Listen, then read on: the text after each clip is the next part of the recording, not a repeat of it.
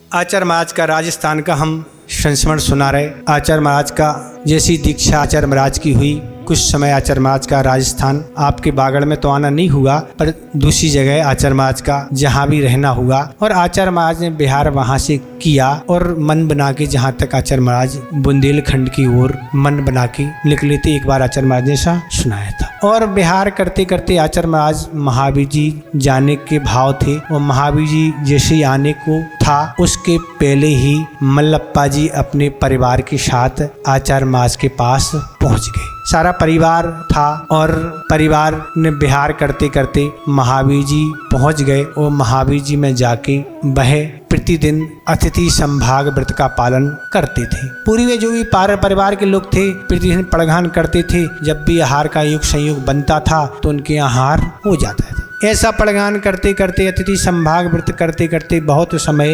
व्यतीत हो गया और व्यतीत होने के बाद अब चूंकि गृहस्थ हैं और घर छोड़ के आए थे, खेती किसानी का काम था, वह भी जाके करना था और अब सारे परिवार ने योजना बनाई कि अपन को घर चलना है। तो इस तरह की बात सामने आई तो जो समय सागर महाराज जी और पूज्य युग सागर महाराज दोनों थे और वह शांतिनाथ और अनंतनाथ दोनों के नाम थे और दोनों आचार्य महाराज के पास गए और आचार्य महाराज से कहा कि आचार्य महाराज अब हम आज घर वापस जा रहे हैं। तो आचार्य महाराज ने यही कहा कि हम भी उसी घर में रहते थे, हम भी खेती किसानी आदि सब कुछ वहाँ करते थे और इस तरह हमने अपना जीवन वहाँ व्यतीत किया और तुम भी वहीं जा रहे हो, अब भी तुम वही करोगे, क्या करोगे? ये तो अनादि काल से सब कुछ करते आ रहे हैं, फिर क्या अपने कल्याण के बारे में कुछ सोचोगे क्या? अब बालक की छोटू की अवस्था 15-16 साल की रही होगी उस समय की अवस्था। तो दोनों बालकों ने कहा कल्याण तो करना है, आप बताओ उपाय क्या है। तो इतना तो भाव जागृत हुआ कि कल्याण करना है, हाँ तो उपाय बताते हैं। और आचार्य महाराज ने फिर उनको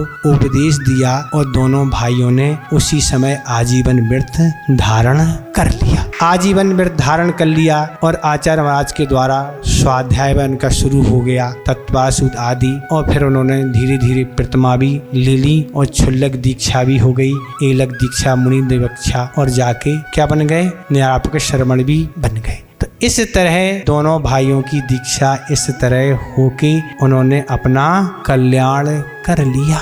ये पूज्य युग सागर महाराज ने एक दिन हमारी ऐसी चर्चा हुई तो युग सागर महाराज ने स्वयं सुनाया कि हम लोगों की दीक्षा और आचार्य महाराज पर कैसे रुकना हुआ। तो इस तरह कल्याण करने वाले संकेतों में अपना काम करके अपने जीवन को अच्छा बना लेते हैं और नहीं करने वाले तो यहीं बने रहते हैं।